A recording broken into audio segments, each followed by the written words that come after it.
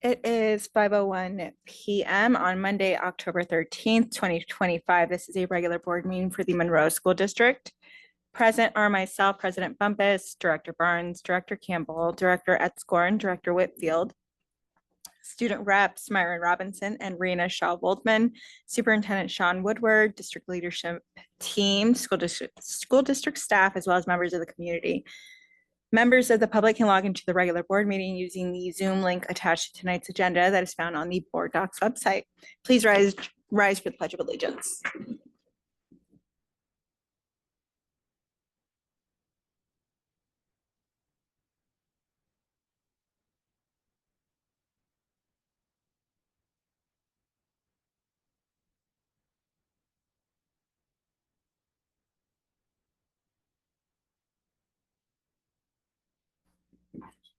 Welcome to tonight's meeting. We are happy to have you join us. All comments during tonight's meeting are audio recorded and will be available online on our website. This is in addition to the written minutes. Please understand that while it may appear the board is moving quickly on important matters, there have been previous discussions on these issues either in earlier meetings or in board workshops, which are also open public meetings. Each director has had ample time to study the issues, ask appropriate questions, and obtain satisfactory answers from the superintendent, his staff, or through outside research.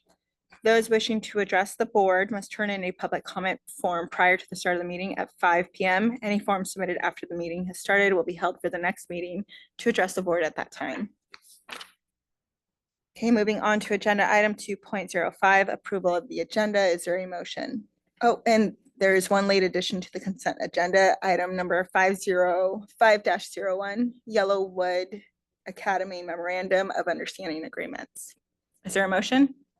I move that the Monroe School District Board of Directors approve the agenda dated October 13th, 2025, with the addition of 5.03 or 5.01.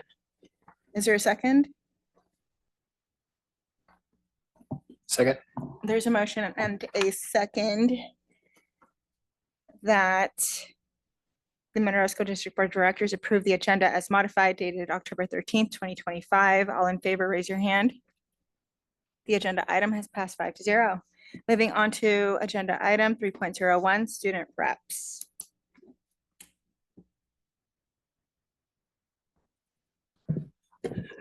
Good evening to all you beautiful people out there. As you guys know, it's homecoming week, so we're doing a lot at the school right now. Our homecoming game is Friday, followed by the dance on Saturday, and along with Spirit Week. So today, it was comfy clothes, so everyone was in like sweats and pajamas, and like they brought blankets and stuff. Tomorrow is meme day. I don't really know what meme day is. I guess you just like dress up as like your favorite meme or like write it on a shirt or something. I really don't know what that is. Wednesday is vivid or vintage. I don't know what that is either. I'm just kind of going along with it. Thursday is dress to impress, so I guess we all dress nice. And then Thursday is also like the homecoming court nominees are having this little get together. We all get dessert and stuff, and we're gonna be bonding with each other. So I'm kind of looking forward to that. Friday is our HOCO pep assembly, along with the tailgate at 4 p.m. and the game at 7 p.m. Saturday, the dance is from 7 p.m. to 10 p.m. And then also tomorrow, ASB is collabing with Wendy's. So, and that's from 5:30 to 8:30. So if you guys want to come and show up, we'll all be there. It'd be nice to have you guys there. Okay, hi everyone. So this week Sky Valley had their fall mixer on the 10th, which was for grades 6 through 12. So they hosted games and had food and just like overall a good way to foster community and belonging across grade levels. And then they also had a share fair a few weeks ago where families were able to donate gently used clothing, which was available on campus for a few days, and then all of the leftovers from that were donated to the local Goodwill. So upcoming events on the 23rd, Sky Valley is hosting a snow aisle info session for grades 9 and 10 and 11, so that they can plan for the next school year. And Snow Isle basically allows for students to earn college credit or meet state testing standards, as well as potentially becoming certified through trade programs. And then applications for that open on November 3rd. And on October 23rd, that's open from 9 to 10 a.m. And then Sky Valley is also holding the ASVAB test on November 7th, which is available for juniors and seniors, and they can take that to earn credit or meet state testing pathways. So yeah, a lot of good opportunities for students to meet goals in different ways through what Sky Valley is offering. And then the ACT program is hosting a chili fundraiser on October 21st to help with field trip funding. And then Spirit Week is the 27th through the 31st for Sky Valley, but I don't think they've decided on the themes yet, so I can get back to that next meeting. And then they also decided on a senior color, which is forest green, so some Sky Valley merch coming in forest green soon. And that's about it. Any questions? I'm so glad you said the Wendy's thing, Myron. I definitely went on Friday and I said, oh, I'm here for the fundraiser. I don't know what I said. They looked at me funny, but I did order some cheeseburgers and fries. I thought I was supporting Monroe High School that day. I'll just have to go again. Also, Homecoming Court is also doing a canned food drive. So we're basically just bringing cans in, and all the cans get donated to the food bank, of course. And the winners get announced Friday at the game. So yes, we're all excited for that. If you guys want to donate cans, that'd be greatly appreciated. Do we just drop them off at the high school? Do we give them to you? Yeah, you guys could drop them off at the high school at room 102. They have to be in it by 7:50 in the morning, and the deadline is Wednesday. So yeah. All right. Thank you, Myron. Thank you, Rena. Okay, agenda item 3.02, public comment. All right, we welcome and value public comment on educational issues and recognize the importance of the opportunity for members of the public to express their thoughts to the school board.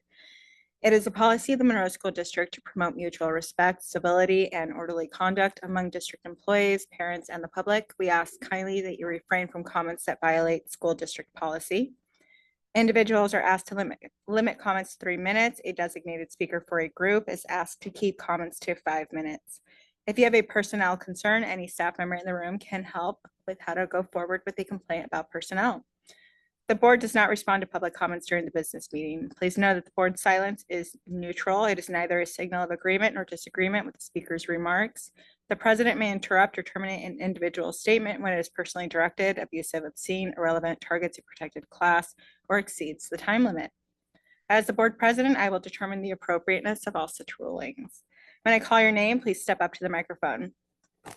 Okay, we have a couple public comments. Can I please have, it looks like this may be a group, Francesca, Jessica, and Bianca.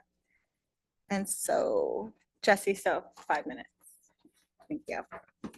Yes, I am speaking on behalf of a group of parents of 6th graders at Park Place Middle School. And I have Jessica and Bianca here to support me, as well as people in the audience that are here as well. All right, my name is Francesca Moen. I've been teaching the Monroe School District for 10 years, and that is 10 of my 20 years as a teacher. I'm a longtime community member and a mom of 3 amazing boys that attend Monroe schools, a 6th grader at Park Place Middle School and a freshman and a senior at Monroe High School. I'm here to speak to you guys about the lack of supervision in the boys' locker room at Park Place Middle School, an issue that I believe violates board policies 3205, 3210, and 3211, which I'd read to you guys, but I don't have enough time. It also does not fulfill the district's stated values and commitments. It is not equitable, and it's just plain wrong. Let me back up a minute and give you a little bit of history about myself and my family. My youngest is currently at Park Place. My older boys both went through Park Place. I know this is a new issue because they didn't have to deal with it. I've been a parent in the school district now for 11 years and have 7 more to go. As a 20-year veteran teacher, hopefully for many more years also here in Monroe School District, you need to know that when students walk through my doors or the school's doors, I connect with them at a school event or a sports event. They become a part of my family, and I'm always going to advocate for them. I'm writing to you to ask for an immediate fix to the lack of the supervision issue in the boys' locker room at Park Place Middle School. This issue is causing the boys to be treated unfairly and have a totally different experience than the girls in PE. I was only made accidentally aware of this because my 6th grade son tried to get on the bus wearing his stinky, wrinkled PE uniform, complete with his name across the front. I asked him what he was doing, and he told me that his 6th grade teacher told him to do that because they didn't have enough time to dress down. He got very emotional, and I told him, go ahead and get on the bus, buddy. Don't worry, I will fix this for you. So then I immediately emailed the PE teacher because I know that if somebody had an issue with me as a teacher, I would want to go ahead and do that first. Ms. Harvey let me know that they did have an issue with supervision, and this was due to the fact that the only male PE teacher retired last spring. And she told me what the different options were for PE dress down. This is the choices that the boys had at the beginning of the year, which have improved a little bit since. So in September, the boys had roughly 30 seconds to change if they chose to dress down. That has been improved since to 3 boys and then 5 boys. And the female PE teacher would stand at the door and kind of hustle them in to change very quickly. They would then run outside, still putting their shoes on, doing all the things. That's option 1. Option 2 is that they can wear their regular PE clothes under their other clothes so that they can just take their clothes off and then quickly run to PE and then only have to dress down once at the end of PE. And then the last option, which a lot of parents appreciate and I think is a great choice for some, is that they can wear athletic clothes to school and not have to dress down at all. Personally, the parents that I'm here representing thinks that that is not a good habit to be teaching our kids. We don't think that they should be wearing their regular clothes in PE because it's not building good lifelong habits. All the while, the girls get all of these options, but also get to all go into the locker room at the same time, have about 5 minutes to change, and don't have to worry about being late to their next period class or being hustled in and out. This is a systems issue. Last spring, as I said, the only male PE teacher at Park Place retired. I understand that there needs to be supervision in the boys' locker room for safety. And I know that a male paraeducator was hired at Park Place to do this job, but then the realization was made that he was being paid out of the wrong pot of money, so he could not continue to do that job. This is according to Mr. Chavez, the assistant principal. I understand that there is not money supposedly in the budget to pay for somebody to supervise the locker room. What I don't understand is that why we're not putting our boys first, why we're not following the Monroe commitments and values that we preach every time that we meet. Our boys are hurting. Their social emotional well-being is not being taken into consideration, and I'm not okay with the systems issue doing this to them. Middle school is an awkward time of life. These young men don't need any more stressors on their plates. Most of them do want to dress down. They never should have been asked to have to choose any of the above mentioned solutions because of the system issue. They never should have been asked to do anything that makes them feel uncomfortable, ostracized because they are male and there's no males around to support the PE program. To be honest, I feel like my email to the school board and Park Place admin to fix this problem back on September 21st should have been enough. The fact that Park Place is saying that these changes in the dress down problem are being done for equity's sake is just preposterous. Literally, the boys are being treated differently than the girls. That's not equitable. This should have been dealt with immediately. The moment Park Place realized they didn't have a male PE teacher, they knew that this would be an issue. I'm not sure why it wasn't fixed over the summer. I don't never understand why it became a problem for us students when the grown-ups should have fixed it. I can think of many solutions to this problem if you would like to hear them. For one, you could have the watchdogs support the PE program and supervise a part of the day. You could even hire one of our former student athletes that have graduated from MHS that are working at McDonald's or Fred Meyer's. Have them supervise the locker room, have them help out in PE. Maybe you'd open a door and show them that they could be a great teacher someday. I have many others if you'd like to hear them. In conclusion, I don't believe Park Place has been transparent about this issue with their limited communication to parents. Saying that they're giving options to students to not dress down for equity's sake isn't the full story and doesn't take into account the large majority of students that do want to dress down. As school board member directors, parents, teachers, members of our awesome Monroe communities and human beings, I ask you to fix this now. It would be great if Mr. Chavez was asked to supervise the boys' locker room throughout the day as his schedule allows as a temporary solution until a more permanent solution can be found that treats all students, regardless of their gender, fairly and equitably. Thank you. Thank you, Francesca, Jessica, and Bianca. And can I have Nate?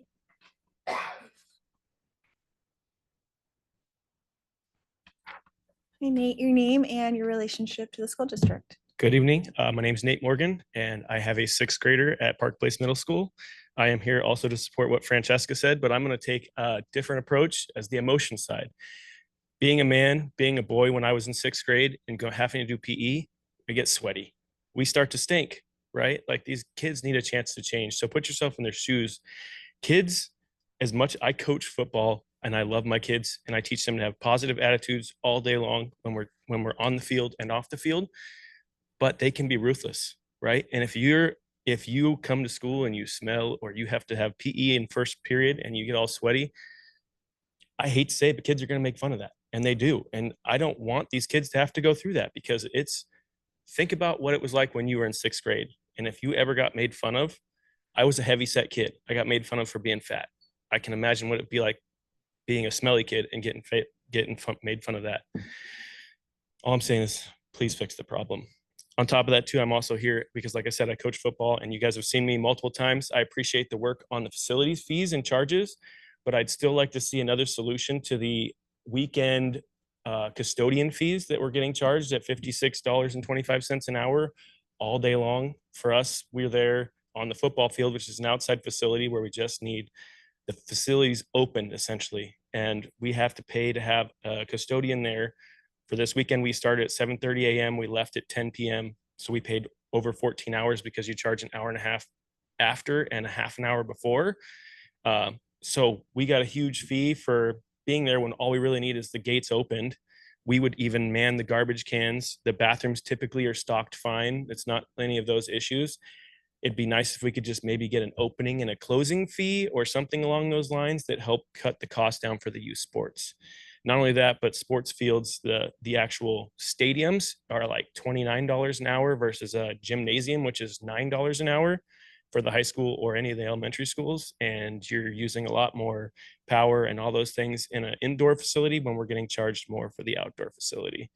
So not that I'm saying we need to increase the rates for the gym. I'm saying I'd love to see us lower the rates for the football field just because there's less, in my opinion, less impact to the schools and the cost for running it. Because I understand recuperating your costs, but to be quite honest, the janitor comes, opens the doors for us in the morning, and we maybe see him once to check garbage cans over 14 hours. So I get they're inside doing their jobs, but if we're paying for it, why are we paying for it? So anyways, thank you. Thanks, Nate. Okay, we have agenda item 4.01, consideration of draft resolution 5-2025, general obligation of bonds. Is there a motion? I move that the Monroe School District Board of Directors approves the resolution 5-2025 general obligation of bonds. Is there a second? Second. There's a motion and a second for the passing of draft resolution 5-2025 general obligation of bonds. Discussion. I really like the change in the beginning where we talk about this proposition authorizes the district to improve building safety and security systems district-wide. James, that was a really good call a few weeks ago. I like the way that it reads. I think it's good.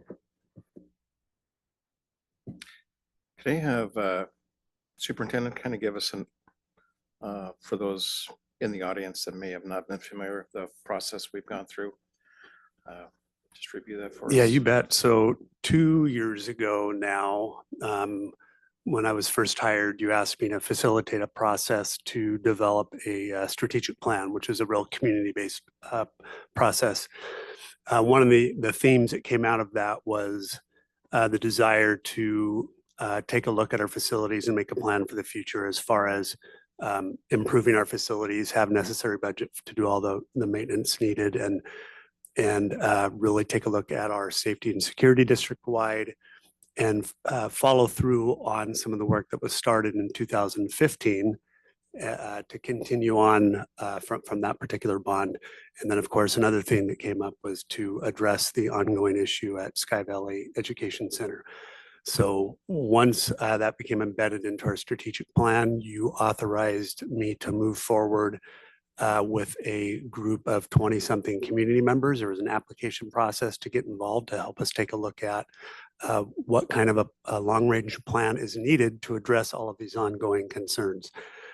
We had a series of 5-6 meetings last school year, and that resulted in a presentation by one of our committee members asking you to move forward with a bond measure to put in front of the voters this coming February.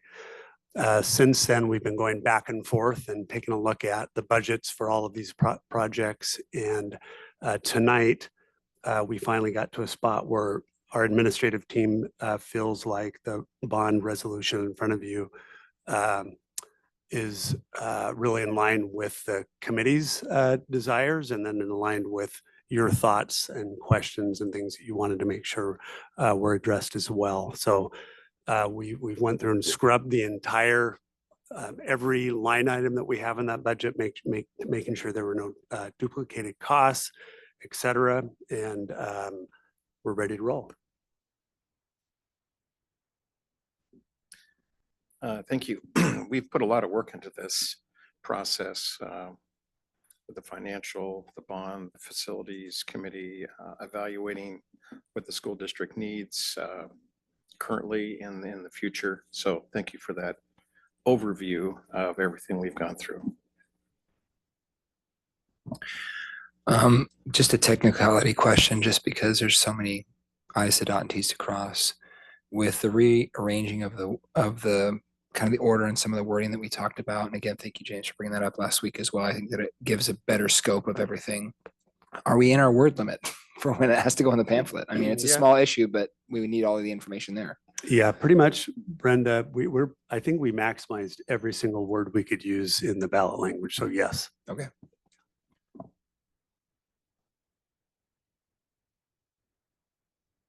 And is this the correct dollar amount that's in here? Or because I thought we were still updating that. Yes, no, it's all ready to go. That's after scrubbing every line item. Yeah, that's correct. And then just to have a conversation, because I think you've had a meeting with each of us about some of these things. In our conversation, you had, I had asked the question, because we had asked it here in our meeting about making sure if, I think it was the Frank Wagner Elementary gym was double counted in there, and it was. And then we kind of looked at that, but then we're also looking at the measurement of the demolition of Sky Valley's building as well. So those numbers kind of offset each other, but that's where we still come to the 152 million. So that kind of offset it, but I appreciate the extra layers that you guys went through all of the different conversations.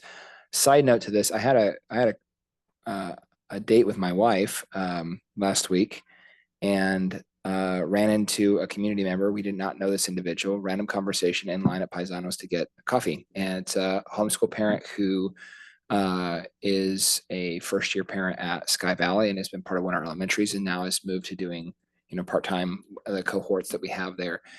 And I explained what we were doing with the bond, and I explained this is not just Sky Valley. This touches literally every student in our district. And then she just began to cry. And this is a lady we just met at random, and we started talking about kids. We started talking about all these other things. She starts talking about different things. My wife mentions that I'm on the school board. I was like, thanks for that.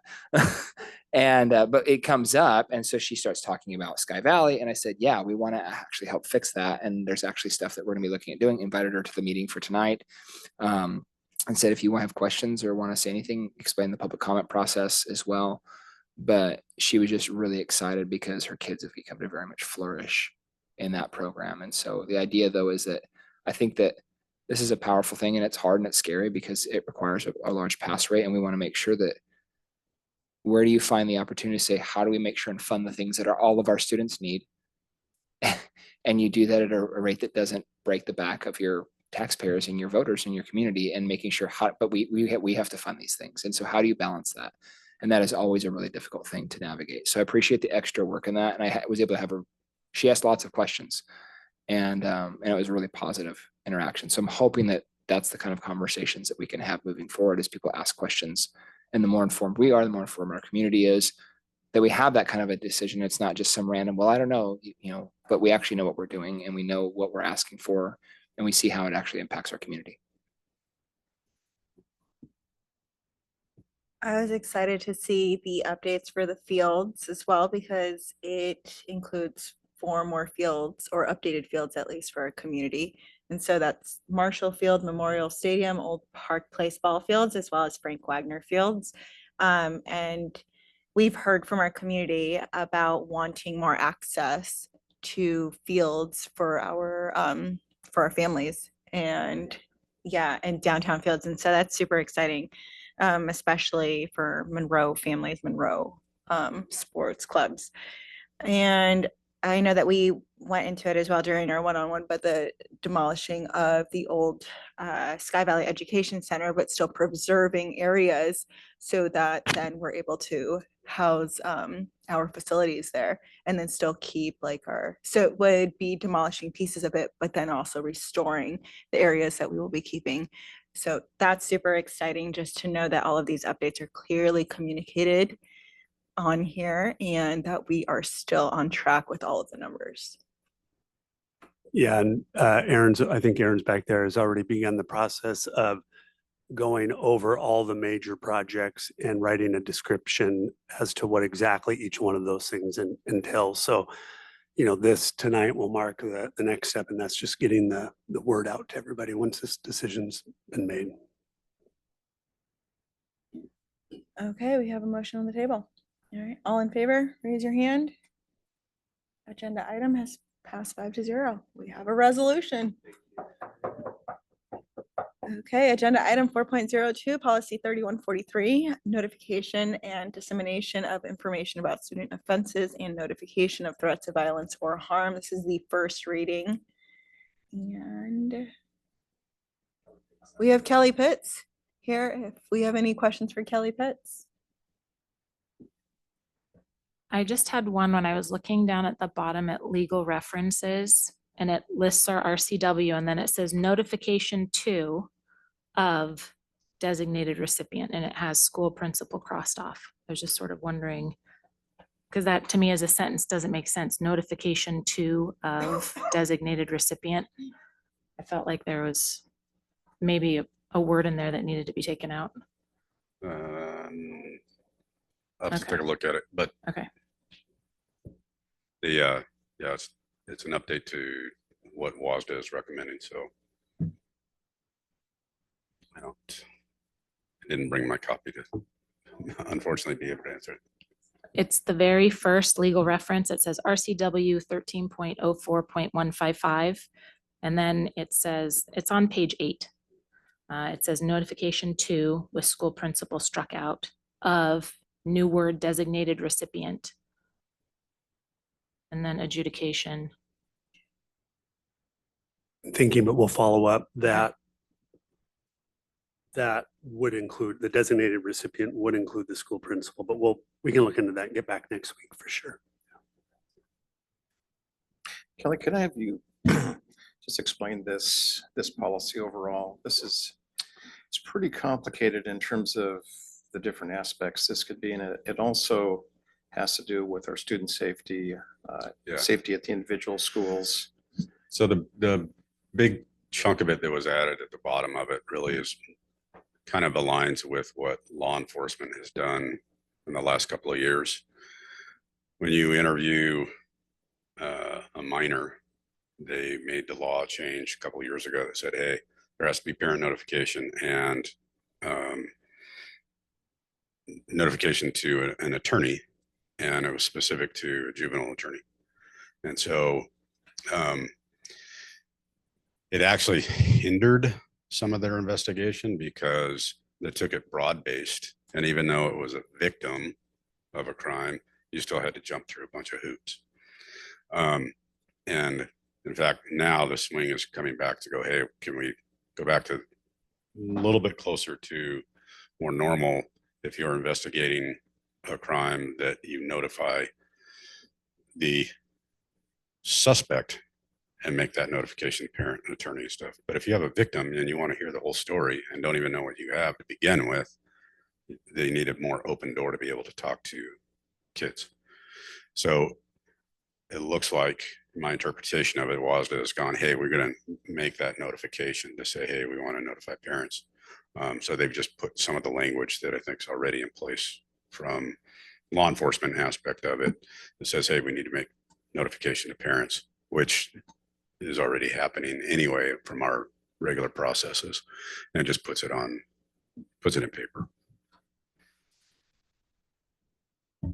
I just wanted to touch on the RCW piece. It's just according to the RCW. And I think when you go to the RCW, it lists what a designated person is and according to that.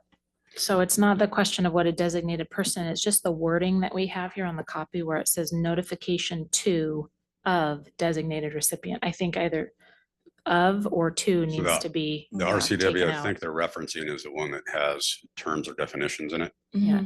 and it just says who those people are. Yeah. The word of should be struck out. It should That's- say, because it yeah, says okay. notification to designated recipient of adjudication or conviction. That's on ours. We just should have the word of in there struck out. It's just it's a typo issue. Yeah. Got it. That's right. Any other questions for Kelly? Thank you, Kelly. Thanks, Kelly. Okay.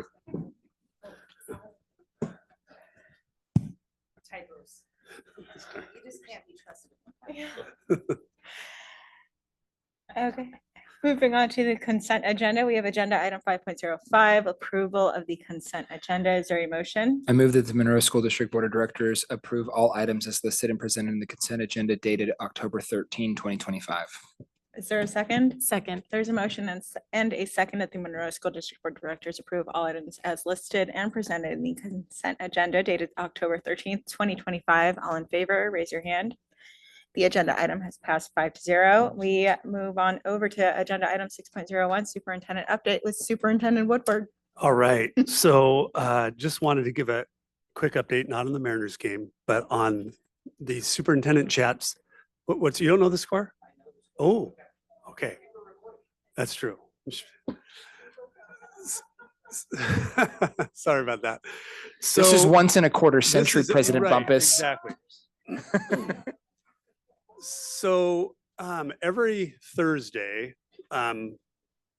pretty much for as probably going into the spring, I'll be doing superintendent chats with designated schools. So last week I had Salem Woods, and we just sent an invite out to kind of, Holly, thank you, randomly invited parents through some sort of randomizer she's using to come in and hear kind of a state of the schools for the school district. The first one went great, and I took the opportunity to go through. And Jesse, do you want to just kind of you're controlling this, so all good. This last Thursday with the Salem Woods folks who showed up, I talked a little bit about our strategic plan. Keep going, Jesse, and a little bit about how we developed our plan. And just keep going. I'll tell you when to stop, please, and stop right there. Wanted to just take an opportunity to be able to interface with parents from each and every one of our schools about some of the, first of all, we have a plan, we have a strategic plan, and we're doing a lot of really pretty cool things. And I want to take the opportunity to help. I just want our community to feel good about the work that we're doing, and because schools are stressful. When you have all these little bodies inside of schools and all these adults and all these people that we work with, stuff happens. Things are going to continue to happen. At the same time, we have a true north as a school district that you insisted on upon my hire, and we're really getting after it. So we're reacting daily to things that just happen in schools, but we're also proactively really have a course that we have charted. So really just giving some highlights of that strategic plan and what people can be looking forward to as we're moving forward. I won't go into what I highlighted this particular time because your eyes will glaze over because you know about all these things. But if you keep going, I did take an opportunity to share that we do have our portrait of a graduate now. Yes, so this is our kind of our launch, and we'll be doing some district-wide communication soon.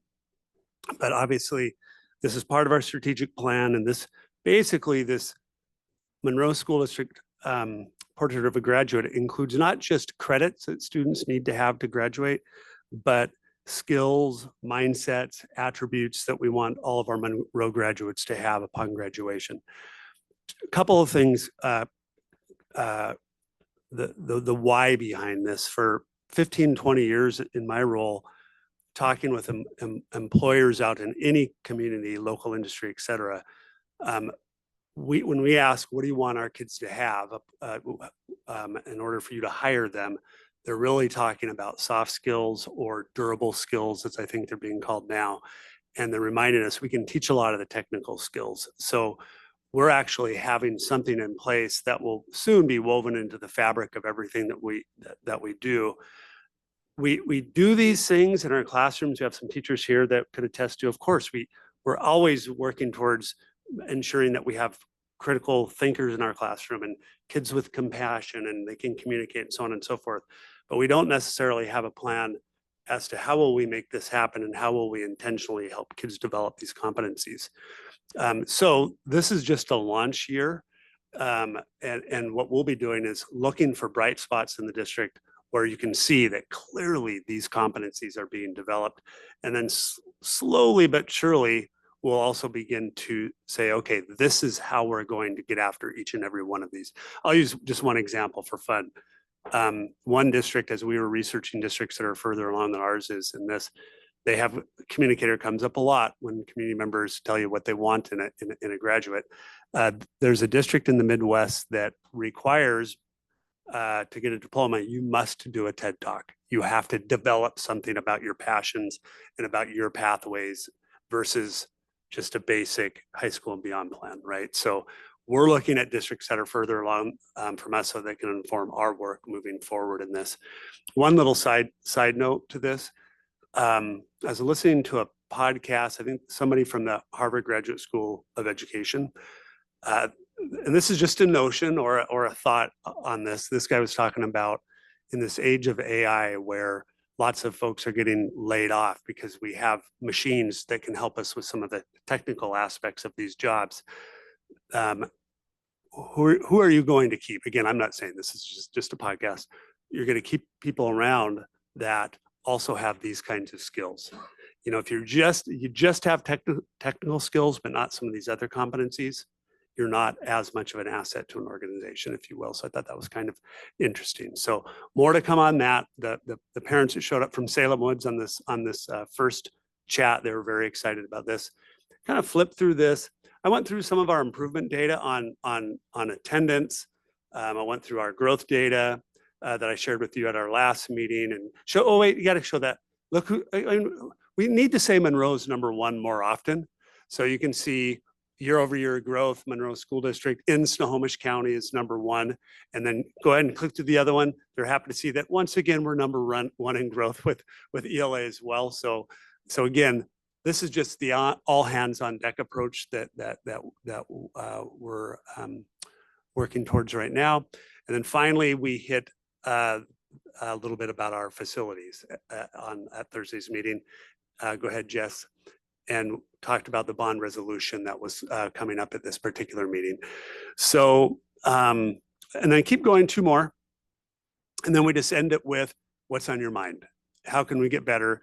We love to celebrate, but at the same time, we know we're a work in progress. And so we spent a good 30 minutes just digging into what do we need to do differently. Here's what's going to happen, which happened 2 years ago when I arrived.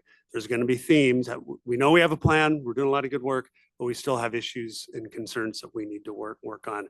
So already have some good intel, just like we did at this meeting. We do meetings with parents, that some things that we can further tweak to do a better job for kids and families. I'll give you just one issue that I think will come up more and more from elementary families is the concern about moving from 5th grade to middle school and about can you do something different to better help prepare us for that massive transition? And the answer is yes, we can. So that's going to be one of the first things that we're getting ready for next school year. So with all that, this coming Thursday at 9:30, we're inviting Sky Valley Education Center parents in, and then we'll just, in 10 weeks, we'll have done every school site. You're welcome there. And I'm sorry, Jeremiah and Molly, they happen to be on Thursday, so we'll come up with a different time for our one-on-one meetings, or just come to these. lots of good learning to be had, definitely for our administrative team to help us keep growing. So yeah, I think that's all I had for today. One more. It's been fun to track average daily attendance, and I don't have our September numbers, but it's pretty cool because it's if we look at our last 3 Septembers, this is our best September.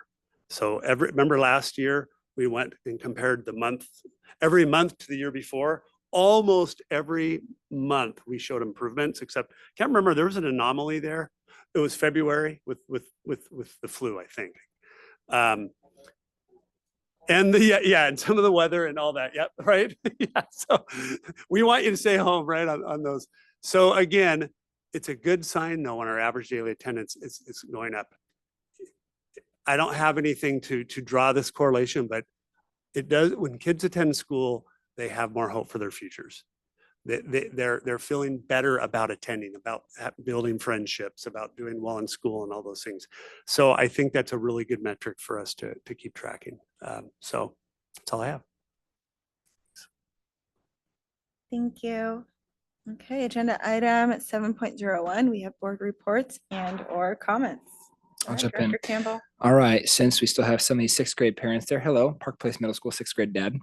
And just want to announce, since there's hopefully lots of Park Place Middle School dads that are tuning into this right now and not watching the Mariners. But October 23rd is our Watchdogs dads meeting, a little bit late in the year. I will be there, happy to help out you guys. I was a watchdog at Chain Lake Elementary, and I'm super excited to see it coming back to Park Place Middle School. So really excited for that. And hopefully we can get some awesome dads around our students at the middle school as well. So I'm all in for that. And I saw that at the open house for the middle school, which I didn't talk about last week or last meeting, but awesome job. Really excited to see a lot of good energy there. So seeing where we can support our students there. Another thing is based on some of your comments, Sean, about the portrait of a graduate and preparing students for future work. One of the things is just really exciting to see our district move in this direction. There's been a lot of things that I've been listening to and seeing kind of in the news and where technology is going. And even just a recent podcast I listened to, I was listening to the interview of a guy who is out of Dallas, I believe, and he does robotics where they're actually creating personalized robots for different type of technology. And there's this whole response to the conversation of fear of it replacing all these workers. And his response to that was not necessarily, because it means that for humanity, your skill sets have to be different. Fast forward that. So it got me thinking about our students and how are we preparing them for the future of different types of technology.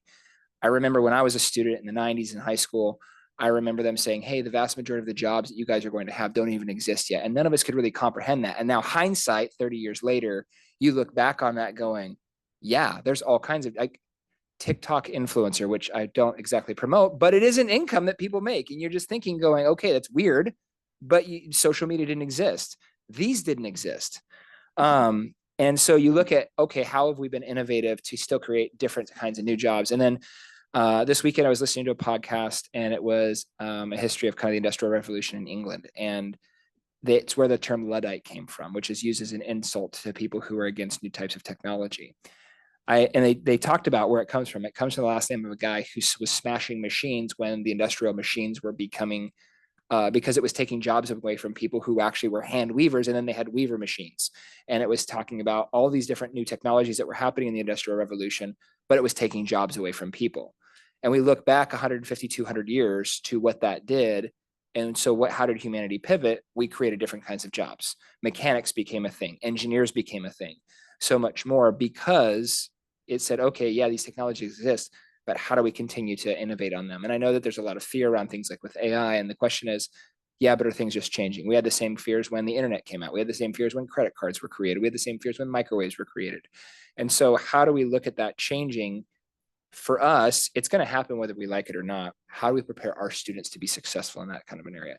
So as we look at that, applying all of that, and it just is kind of that snapshot of kind of the trajectory of where our world has gone and where it's going right now, the things that we're trying to do to prepare our students to be successful in that world that is maybe very different from everything that we grew up in, makes me really excited, because that's the end goal, that they can be successful after they leave our schools and be productive members of society. So thank you for your intentionality in that, because that's just, it gets me excited as a dad of 2 kids in our district.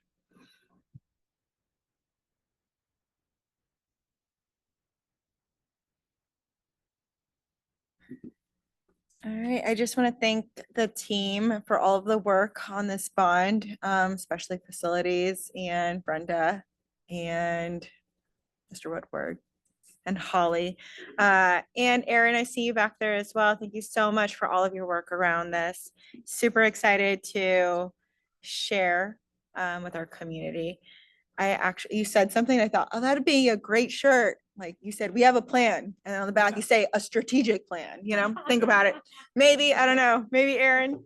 I also wanted to thank our admin who came and shared their school improvement plans with us for an hour and a half almost, and that we were able to play round robin with them. It's super exciting things that are happening in our district. It was really cool to see the percentage increases with student belonging as well as staff belonging. Actually, that was really exciting at Monroe High School. Andrea and Jen, thanks for leading all of that work. Super excited for after October 20th for both of you. Yeah, thank you for leading a lot of that work and just doing great things for Monroe students. And it is almost 6 p.m. It's 5:48 p.m. and tonight's meeting is adjourned. I was going to do the 6-7, you guys. If you have teenagers, I was going to do it. Okay, tonight's meeting is adjourned.